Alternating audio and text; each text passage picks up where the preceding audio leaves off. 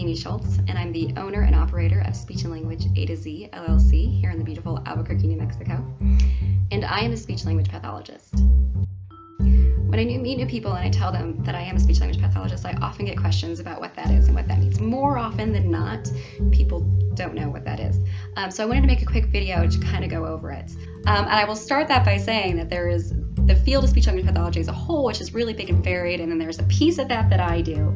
And then out of that, there's a piece that I'm going to go over today because I want to keep this simple and I want to keep it short. So when I talk to people about a speech-language pathologist, which can also be called speech therapists, it's just a shorter way of saying it, I talk about how we have occupational therapists and how we have physical therapists, and how speech-language pathologists are kind of like communication therapists. So what I do as a pediatric speech-language pathologist is I work with children who are having difficulty communicating, and they can have difficulty communicating for a lot of different reasons.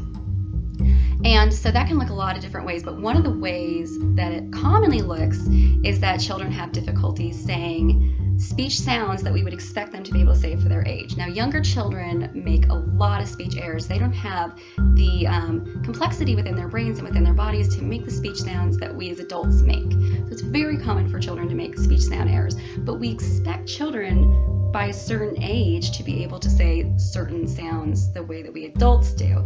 And when children have difficulty saying those sounds, it's difficult to understand them. So in popular culture, this would be called a speech impediment. And also within popular culture, some good examples of these come from Looney Tunes. In Looney Tunes, you have Sylvester the cat and Daffy Duck both have difficulty saying their S's. Another great example is Tweety Bird. So he has difficulty saying his TH sound. So he'll say tot instead of thought.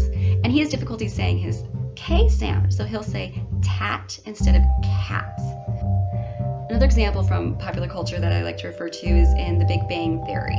And in there is a character named Barry Kripke, and he has difficulty saying his R sounds too. So he'll say wobot instead of robot. Also within the universe of Looney Tunes, you have Porky Pig, who has difficulty saying "that's all, folks" with a constant flow of speech. His flow of speech gets interrupted, and that's very commonly called a stutter. So they really could have used a speech-language pathologist in the universe of Looney Tunes.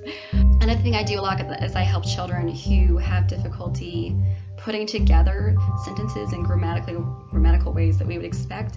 And the best example that I came up with from popular culture for that would be lolcats. So saying "I can has cheeseburger" is not grammatically correct. Along those lines, I also help children who have difficulty understanding language structures that we would expect for their age, or vocabulary that we would expect for their age.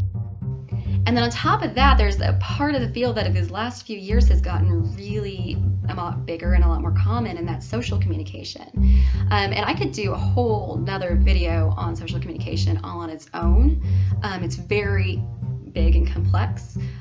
But what that is the way that people are socially relating to each other, how they're using their eyes, how they're using their body, how they're using their voice to talk to each other and relate to each other. Using sarcasm is a great example. And within popular culture, another example I use for this is, again, from Big Bang Theory, Sheldon Cooper. He has great difficulty understanding others and figuring out how close to keep his body to other people and what facial expressions to use and what their facial expressions mean. All of these are social communication. We're sending messages to other people in a social way. We're not necessarily using words. We're not necessarily using our voice sometimes when it's our facial expression. So there you go. I hope that gave you a little more of an idea of what a speech-language pathologist does, so the next time you're talking to one, you might have an idea of what they do. If you have any other further questions, or you know more about speech-language pathology, or you have a topic you want me to cover, feel free to leave some messages in the comments below. And if you are a parent in the Albuquerque area and you're looking for some speech therapy, you can also contact me at my number right here.